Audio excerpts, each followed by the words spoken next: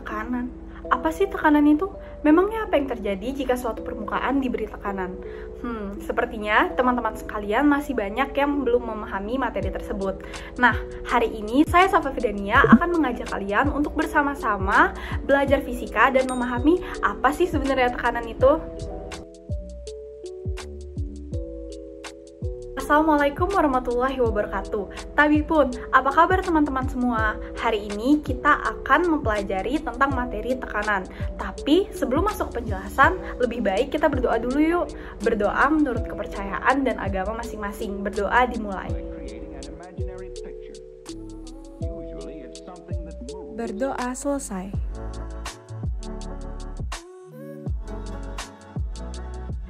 Tekanan merupakan peristiwa yang sudah tidak asing lagi di kehidupan kita sehari-hari. Contoh yang paling sederhana adalah jika kita berdiri, kita menekan permukaan tanah. Dan contoh selanjutnya adalah jika ada teman yang tidak sengaja menginjak kaki kita. Jadi intinya, tekanan adalah besarnya suatu gaya yang bekerja pada suatu permukaan benda tiap satuan luas. Tekanan berbanding lurus dengan besarnya gaya, sedangkan tekanan berbanding terbalik dengan luas permukaan. Nah, sebab itulah rumus tekanan adalah P sama dengan F per A, sebagai berikut.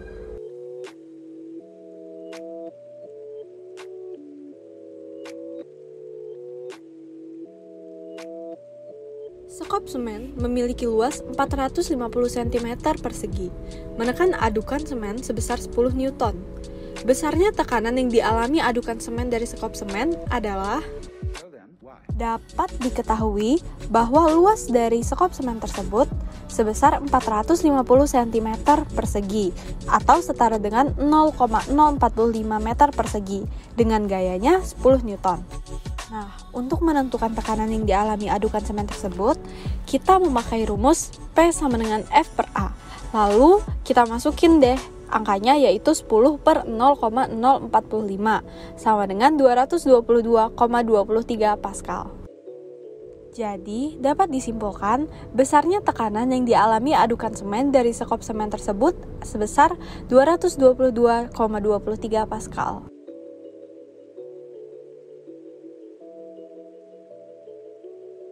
Nah, selain itu, ada juga tekanan pada zat cair loh, namanya tekanan hidrostatik. Apa sih tekanan hidrostatik itu? Jadi, tekanan hidrostatik adalah tekanan yang dimiliki zat cair yang disebabkan oleh beratnya sendiri. Lantas, apa aja sih faktor-faktor yang mempengaruhi berubahnya tekanan? Yang pertama, ada massa jenis, yang kedua ada gravitasi, dan ketiga ada kedalaman atau ketinggian zat cair.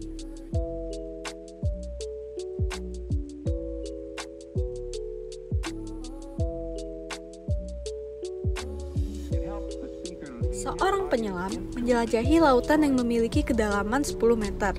Besar tekanan air yang dialami oleh penyelam tersebut jika diketahui massa jenis air adalah 1000 kg per meter kubik dan percepatan gravitasi sama dengan 9,8 meter per second kuadrat adalah dapat diketahui dalam soal tersebut bahwa massa jenis airnya sebesar 1000 kg per meter kubik dan percepatan gravitasinya sebesar 9,8 meter per sekon kuadrat. Untuk menyelesaikan soal tersebut, kita menggunakan rumus tekanan hidrostatik, yaitu P sama dengan Rho kali G kali H, sehingga menghasilkan nilai sebesar 98.000 Pascal. Jadi, besar tekanan air yang dialami oleh penyelam tersebut sebesar 98.000 Pascal. Jadi, ada beberapa hukum fisika yang bekerja pada tekanan hidrostatik. Yuk kita bahas satu-satu. Yang pertama, ada hukum Pascal. Seorang ilmuwan asal Prancis yang bernama Blaise Pascal menemukan hukum yang berbunyi, tekanan yang diberikan pada zat cair di ruang tertutup akan diteruskan ke segala arah dengan besar yang sama.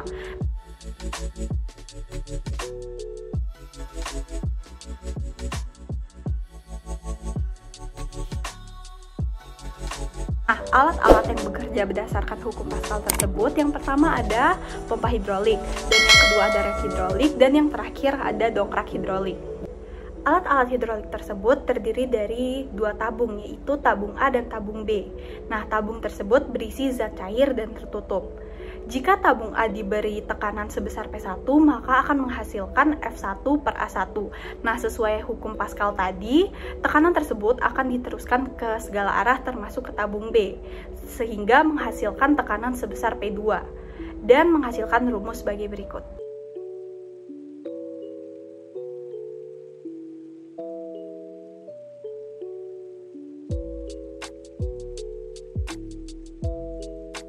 Mesin hidrolik pengangkat mobil memiliki luas penampang 1 sebesar 10 cm persegi dan luas penampang 2 sebesar 50 cm persegi, seperti ditunjukkan di gambar berikut.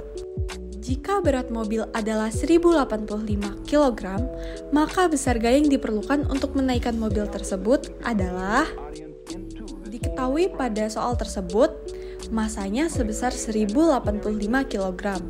Dan untuk mencari F2, kita menggunakan rumus M kali G, yaitu 1085 kg dikali 9,8 meter per sekon kuadrat, menghasilkan 10.633 Newton. Juga diketahui dalam soal tersebut bahwa luas penampang 1 sebesar 10 cm persegi, sedangkan luas penampang 2 sebesar 50 cm persegi.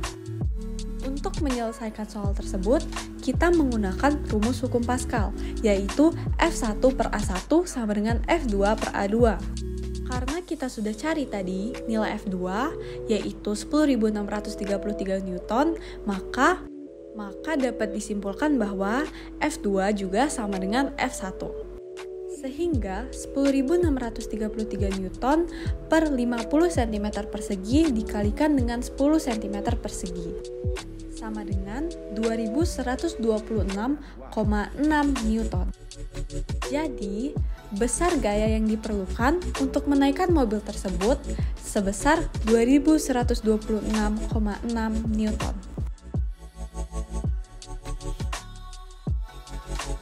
Yang kedua, ada hukum Archimedes. Contoh peristiwanya yaitu saat kita menimba air di sumur. Ember akan terasa lebih ringan saat berada di dalam air dibandingkan saat ember berada di atas air. Nah, kok bisa sih?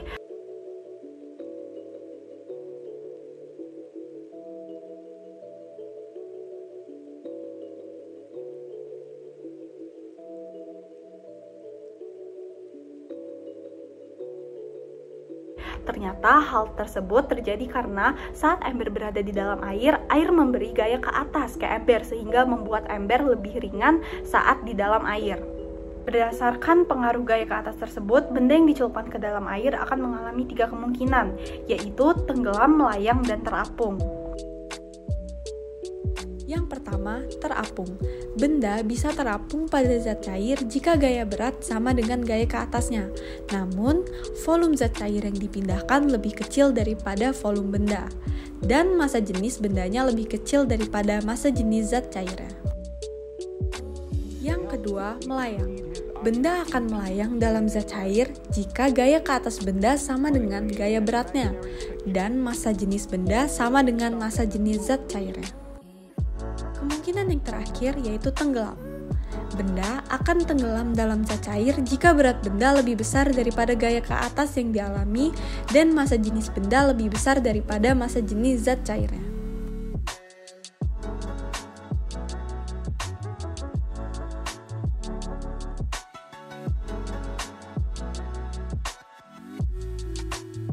Diketahui, sebuah benda bervolume 0,5 meter kubik tercelup seluruhnya ke dalam zat cair yang massa jenisnya 1.500 kg per meter kubik.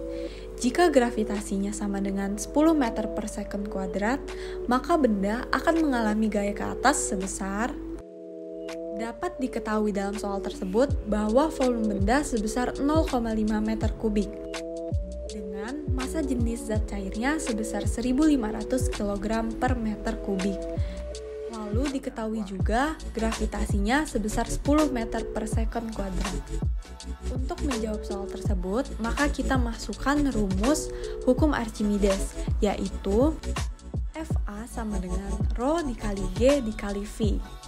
Jadi 1.500 dikali 10 dikali 0,5 menghasilkan 4.500 Newton. Jadi, gaya ke atas benda tersebut sebesar 4.500 Newton.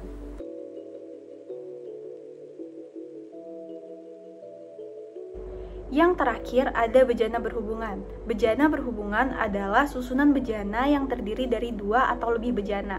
Bunyi hukum bejana berhubungan adalah ketika bejana diisi oleh suatu zat cair dengan keadaan setimbang, maka permukaan dari zat cair tersebut akan terletak pada satu bidang datar.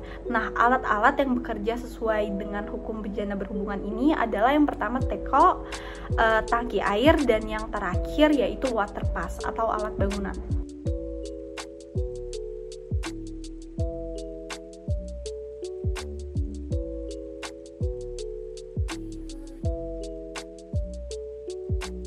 Pada sebuah pipa U terdapat air dengan massa jenis 1000 kg per meter kubik. Kemudian dimasukkanlah zat cair lain hingga mengisi 10 cm bagian kiri pipa. Jika diketahui beda ketinggian permukaan zat cair adalah 1 cm, hitunglah massa jenis zat cair tersebut. Dapat diketahui pada soal tersebut bahwa H1 sebesar 10 cm dan delta H-nya 1 cm. Sehingga dapat disimpulkan bahwa H2-nya sebesar 9 cm atau sama dengan 9 kali 10 pangkat minus 2 meter. Untuk mengerjakan soal tersebut, kita memakai rumus bejana berhubungan, yaitu ρ1 dikali H1 sama dengan ρ2 dikali H2. Sehingga 1000 kg per meter kubik dikalikan 9 dikali 10 pangkat minus 2 meter sama dengan 900 kg per meter kubik. Jadi, massa jenis zat cair tersebut adalah 900 kg per meter kubik. Di poin ketiga, kita akan membahas tentang tekanan udara.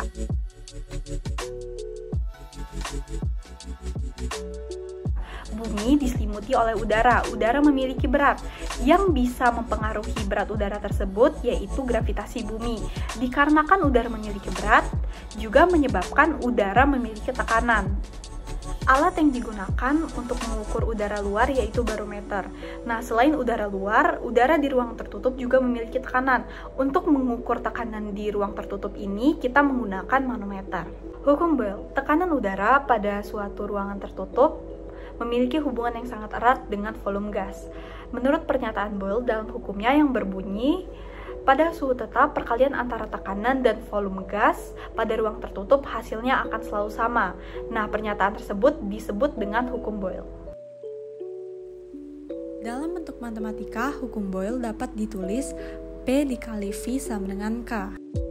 Jika pada keadaan awal volume V1 dan tekanannya P1, dan keadaan sekarang volumenya menjadi V2 dan tekanannya menjadi V2, maka rumus di atas berubah menjadi P1 dikali V1 sama dengan P2 dikali V2.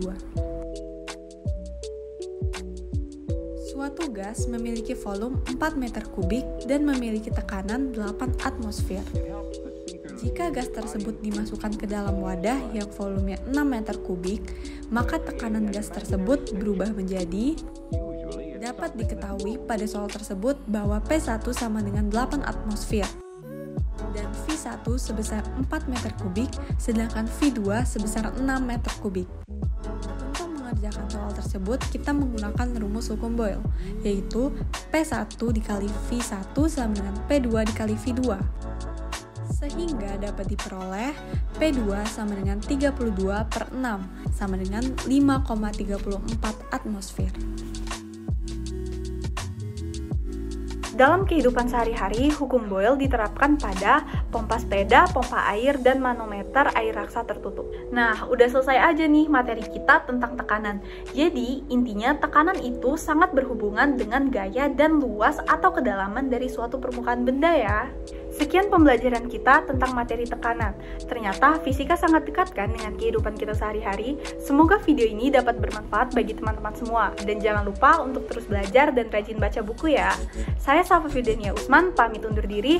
Wassalamualaikum warahmatullahi wabarakatuh.